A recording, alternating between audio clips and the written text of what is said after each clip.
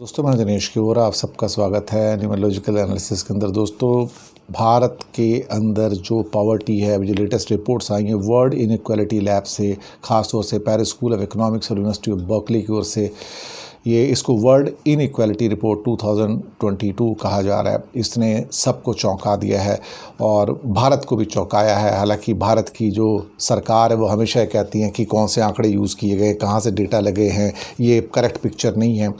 कभी कभी हमें ऐसा लगता है कि हमें झूठ बोलने की आदत इतनी ज़्यादा हो गई है, अपने पापों को छुपाने की आदत इतनी ज़्यादा हो गई है कि हम कहीं मुंह दिखाने लायक नहीं बचते हैं। और हर रिपोर्ट जो हमारे खिलाफ जाती है, हम ये कहते हैं कि ये ठीक इंडिया का रिप्रेजेंटेशन नहीं है। ये रिपोर्ट बताती है कि इंडिया के अंदर 1% लोगों के पास 22% इंडिया की वेल्थ है। 1% लोगों के पास 22% वेल्थ है।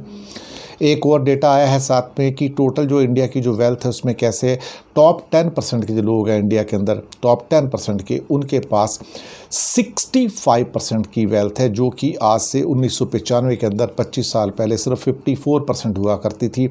यानी कि ले दे के 11% या इसे कहा जाए 10 से 11% की ग्रोथ हो गई है। यानी कि अमीर और अमीर हो गया है। दूसरा सबसे डिस्टर्बिंग फीचर ये है कि जो वेल्थ थी इसमें जो बॉटम के 50% जो इंडिया है, यानी कि 65-70 करोड़ जो लोग हैं जिनके पास टोटल इंडिया की सिर्फ 8.3% वेल्थ थी, अब और घटकर वो 5.9% रह गई है पिछले 25 सालों में। अब आते हैं इनइक्वालिटी की बात करते हैं कि गरीब और अमीर के बीच जो इनइक्वालिटी है वो इतनी कभी भी नहीं रही लाइफ के अंदर। सन 1900 के अंदर जब ब्रिटिश राज था तब टॉप 10% के पास जो टोटल इनकम थी भारत की 53.8% थी और बॉटम 50% के पास 14.2% थी। तो जो टॉप 10% के पास जो 53.8% थी वो बढ़कर 57% हो गई और जो 14.2% जो बॉटम 50% के पास थी वो घटकर 13.1% हो गई। इतना गैप अमीर और गरीब के अंदर भारत में अंग्रेज़ों के टाइम में भी नहीं था जितना अब पिछले 5-7 सालों के अंदर हो गया है।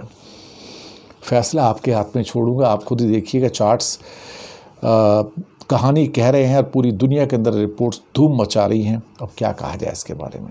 धन्यवाद।